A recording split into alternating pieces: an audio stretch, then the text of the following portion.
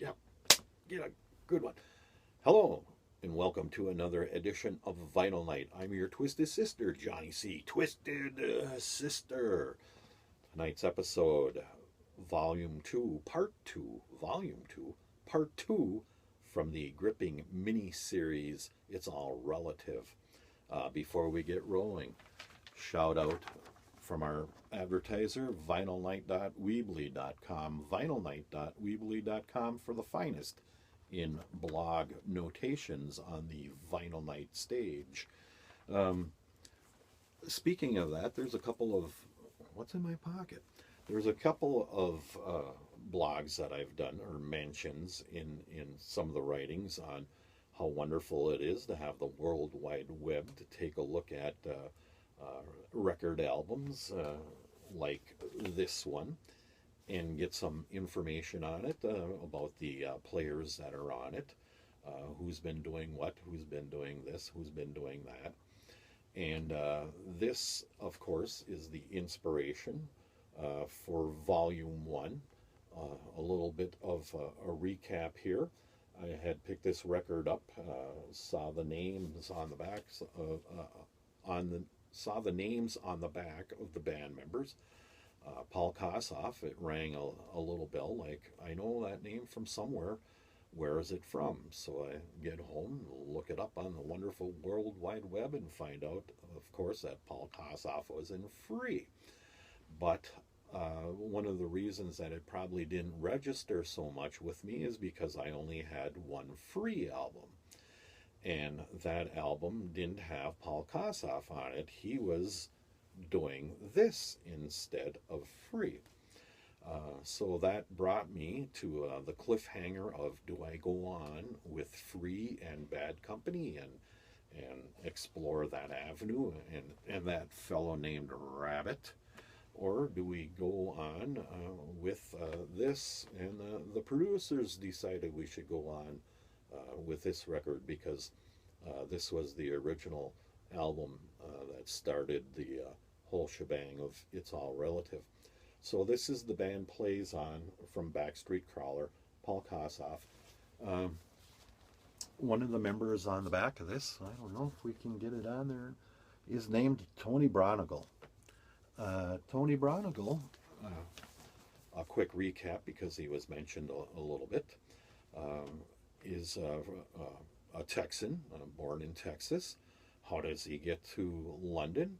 Well, Tony Bronigal is playing drums with Johnny Nash, and Island Records says, hey, you want a session drum for some of our island artists, island record artists in London? And he says, sure, why not? Let's go to London. And from there, he meets Paul Kossoff, and we have Backstreet Crawler. But while I'm looking up Tony Bronigal, checking out his discography, I noticed that, we might pick this up one more time. Where's that? Where the hell's the help today? Oh, well. Lunch? But we're doing this now. What do you mean lunch? Okay. Anyway, while I'm exploring the Tony Bronigal discography, he was a busy gentleman in 1977. One of the albums that I noticed that he has credited for playing drums on is a band called Clover. And I'm going to myself, oh, damn, I have a Clover record. And I remembered that I had this record, darn, because it's distinguishable by the fact that on this record is one Huey Lewis, Louis, but of course it is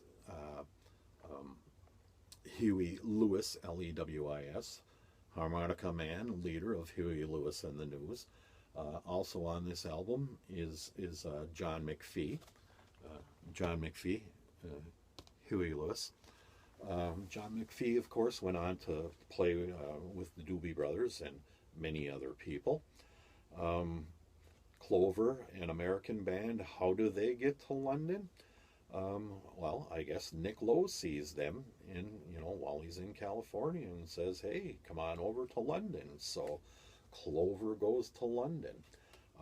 But Tony Bronigal is not on this record. Tony Bronigal actually appears on the second album as a session drummer, and he's not an official member of the band. This album was called Unavailable in England, and it ends up being Clover for the US release. Another tidbit on here. The members of Clover here ended up being Elvis Costello's backing band for his album My Aim Is True. I don't have My Aim Is True to take a look at that. Was there some contractual things going on that their names weren't listed? Whatever it was. I don't believe Huey Lewis was on there. He was the singer, or another guy. But anyway, look that up too. Clover backing band for Elvis Costello, My Aim Is True. So while I'm looking, this will come up slightly. Well, Huey Lewis will come up slightly, a little further down the road. While I'm looking at his busy 1977 discography session work, Tony Bronigal, that is. Let's get back. Let's get back to our main character from this, Tony Bronigal. Not Huey Lewis, not John McPhee, although it is relative. I happen to notice that he's playing drums on an album by a band called City Boy. That one I had to think a little bit harder on, and it's like, do I have a City? I'm almost sure I have a City Boy record, and yes, sure enough, I do have a City Boy record. This one is from, 1979, I believe. But of course, Tony Bronigal isn't on this City Boy record. He is on an earlier City Boy record, once again, doing session work. Excuse me, not really being a member. So there we have the relative connection with this one, I'm sorry, with Huey Lewis in the news, though, is that Huey Lewis does appear on this record as a harmonica player on the second song on side one. It's only the end of the world. So there's another bit of relativity there. Huey Lewis shows up on a City Boy record over in London. So there you have it.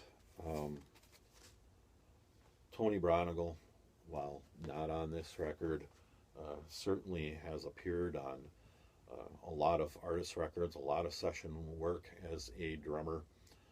He ends up coming back to the States here.